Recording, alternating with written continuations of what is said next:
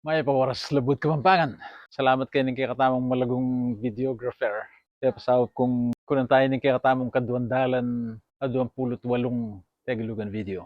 Pag-umpisan ko na eh. Dili nga tulong mo muna, unikala na lang Juan Miguel Flores. Ne? Ating mumuna nga mano, yung manong karanasan. Yung karanasan tagalugan niya, mas manayon niya kang Kapampangan, ing denasan. Initutuki, simpliya mo, wikang Kapampangan. Wikang Kapampangan tagalugan niya.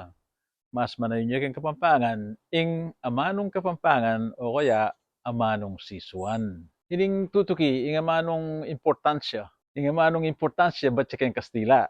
Gagamitan tayo, importante. Dapat, ing importansya, tinyang mas manayon na katulid kang Kapampangan. At yapin ing amanong ulaga. Then, ing atlong tutuki naman, kundi kala na lang iyan manalo sa lengga. Ing mumunang amano, aunawaan ing aunawaan tagalugan niya mas manayon niya kang Kapampangan ing ayin tinjan.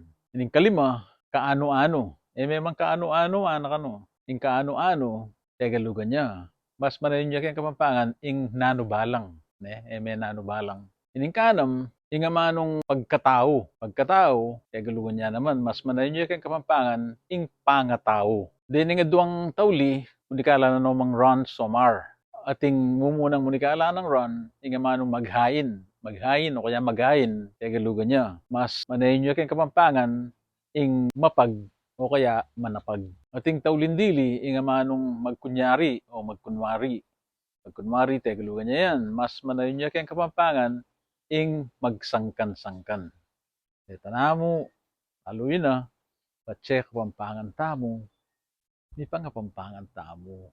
Den kaya katamong anak, den kaya katamong apo, tala pa nagalugan, pangapampanganan tala. Salamat, Luid Tabungan.